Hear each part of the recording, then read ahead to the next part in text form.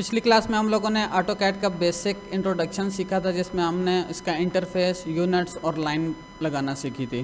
तो last class में हम लोगों ने यूएन इंटर करके यूनिट सेट किए थे और यहाँ से हमने लाइन की कमांड सीखी थी। अभी लाइन की कमांड लगा के मैंने आपको दिखाया है और इसकी अब मैं डायमेंशन लेके दिखाता हूँ आपको। जब ये मैंने डायमेंशन ली है तो आप ये देखें, इसका डायमेंशन स्टाइल एक तो है बहुत छोटा और दूसरा जो है वो डेसिमल में आ रहा है। जो यूनिट्स हमने सेट किए थे इस ड्राइंग फॉर्मेट में, उन यूनिट्स के मुताबिक नहीं आ रहा। तो उसके लिए सबसे पहले आपको डायमेंशन स्टाइल में मैनेजर में जाना पड़ता है। डी इंटर करेंगे तो आप डायमेंशन स्टाइल मैनेजर में आ जाएंगे।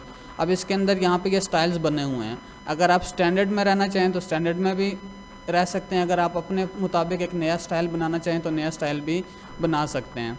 तो हम न्यू क्लिक करेंगे, अब नया स्टाइल एक बनाएंगे। इसका हम नाम दे देते हैं प्लान 12(1), क्योंकि पहले भी 12 का एक बना हुआ है। तो या इसको मैं प्लान 10 इंच कर देता हूँ, प्लान 10। अब मुझे पता है कि मैंने इसकी हाइट कितनी देनी है, 10 इंच की। कंटिन्यू करता हूँ और यहाँ से मैं यूनिट से सबसे पहले आप शुरू करें। यूनिट से आप वापस रिवर्स जाएं ताकि आपका यूनिट्स, टेक्स्ट और ये सारी चीज़ें स्टाइल सेट हो जाए। उसके मुताबिक आपको लाइंस और सिंबल सेट करने में आसानी होगी। तो आप यूनिट्स यहाँ से देते हैं, वही यूनिट्स जो हमने ड्राइंग के फॉर्मेट में दिए हुए थे, डिग्री मिनट सेकंड और डिग्री मिनट सेकंड। बाकी कोई भी चीज़ें ज़रूर करने की ज़रूरत नहीं है। अगर आप 0 रखेंगे तो जो साइडों से 0 फीट और 0 इंचेस आना शुरू हो जाएगा। अगर इंचेस भी ऐसे सरप्रेस करना चाहें या ना करना चाहें तो हमें ज़रूरत नहीं है। हमने 0 फीट के साथ 0 लगाने की ज़रूरत नहीं होती।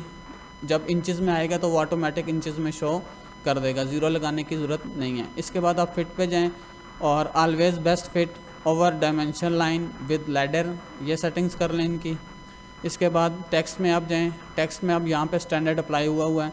तो स्टैंडर्ड का मतलब ये है कि जो पहले से एक टेक्स्ट स्टाइल था वही रहेगा। उसकी हाइट जो स्टैंडर्ड में दी गई थी वो बहुत छोटी थी। तो हम लोगों ने यहाँ पे ये भी ख्याल करना है कि अब हमने किस अपने प्लॉट के मुताबिक हमने ये डिसाइड किया था कि कम से कम टेक्स्ट जो है वो 10 इंच का होना चाहिए। तो मैं इसको यहाँ पे न्यू पे क्लिक करता हूँ, 10 इंच का देता हूँ, ओके करता हूँ और यहाँ से भी इसको फिर अब 10 इंच का टेक्स्ट हाइट भी देनी है। सिर्फ आपने न्यू करके नहीं छोड़ देना, या सिर्फ आप लोग आएँ और यहाँ से 10 दे दें। आपकी पहले से सिलेक्शन 12 पे है तो आपका लिखा हुआ 12 होगा और यहाँ पे इंटरनल 12 आ जाए, 10 हो जाएगी। इसलिए आपके लिए ज़रूरी है कि अगर आप नया स्टाइल टेक्स्ट स्टाइल बना रहे हैं तो आप यहाँ से न्यू पे क्लिक करके यहाँ से इसको दोबारा से हाइट भी न्यू ही दें, ठीक है। या ऐसा नहीं करना कि 12 पे यहाँ से रखा हुआ और आप यहाँ से सिर्फ हाइट नहीं दे दें। इससे क्या होगा कि वो जो पिछली वाला स्टाइल आपने बनाया वो डिस्टर्ब हो जाएगा। वो आपकी यादाश्त के लिए 12 इंच होगा लेकिन उसके अंदर लिखा हुआ 10 इंच होगा। तो आपने ऐसा नहीं करना। तो अप्लाई कर देते हैं, इसके बाद यहाँ से क्लोज़ कर देते हैं। अब यहाँ से आके आपने अप्लाई भी करना। तीसरा स्टेप ज़रूरी है कि आपने अप्लाई भी करना है। पहला स्टेप क्या था कि आपने न्यू पे क्लिक करके नया टेक्स्ट स्टाइल बनाना है। दूसरा स्टेप ज़रूरी है कि आपने उस न्यू स्टाइल में टेक्स्ट हाइट भी मेंशन करनी है। तीसरा ये है कि जब आपने टेक्स्ट स्टाइल बना लिया तो अब टेक्स्ट स्टाइल यहाँ से आके अप्लाई भी करना है। तो यहाँ से इस डायमेंशन स्टाइल के अंदर मैंने यहाँ से 10 इंच वाला अप्लाई कर दिया। अब यहाँ से अप्लाई कर दिया। टेक्स्ट कलर ब्लॉक और टेक्स्ट फिल कलर कोई भी नहीं रखना, नॉन करना है। और ये बाकी सारी चीज़ें ऐसे यहाँ से आपको हमें ठीक लग रही हैं। इसके बाद सिंबल्स पे एंड एरोस पे जाते हैं। मैं यहाँ से ओब्लिक पे लगाता हूँ, मुझे ओब्लिक अच्छा लगता है या आर्किटेक्चरल टिक अच्छा लगता है उस हवाले से। लैडर हमेशा क्लोज फिल ही होना चाहिए आपका।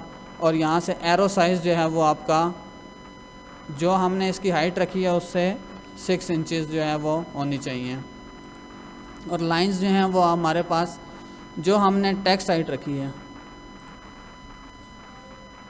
तो एरो साइज़ हम लोगों ने जो टेक्स्ट का हाइट दी है उसका 50%, ये आपकी यादाश्त के लिए कि कितना होना चाहिए।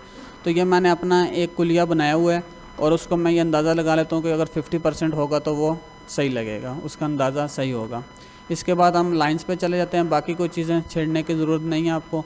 लाइंस पे चले जाते हैं। लाइंस में जाके वही सेम फार्मूला बाय ब्लॉक में मैं सबसे पहले कलर जो रख लेता हूँ वो मुझे 253 सूट करता है। तो मैं यहाँ से 253 कलर अप्लाई कर लेता हूँ, इसलिए कि जो ये कलर है ये प्रिंटिंग में थोड़ा सा लाइट आता है। तो आपका जो डायमेंशन लाइन है उसका लाइन वेट थोड़ा सा कम होना चाहिए और वो प्रिंटिंग में कम आना चाहिए।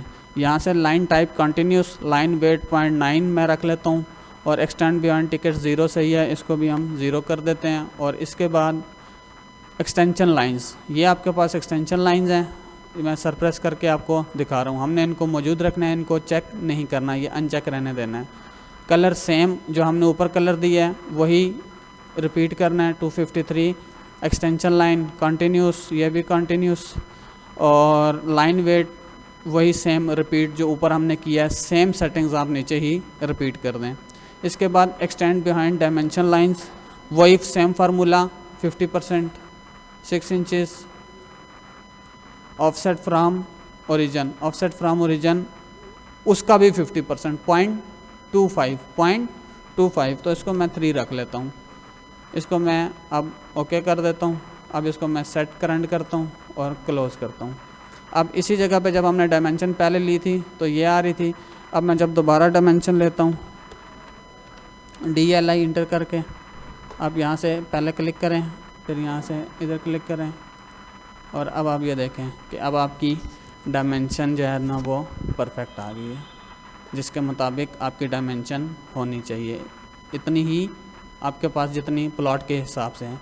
जितना बड़ा आपका प्लॉट है या जब आपको वर्किंग ड्राइंग करेंगे तो वर्किंग ड्राइंग में फिर आपका डायमेंशन स्टाइल जो है वो टेक्स्ट की हाइट बहुत इससे के मुकाबले में छोटी होगी। ये एक्सटर्नल डायमेंशंस हैं। क्लियर हो गया सबको?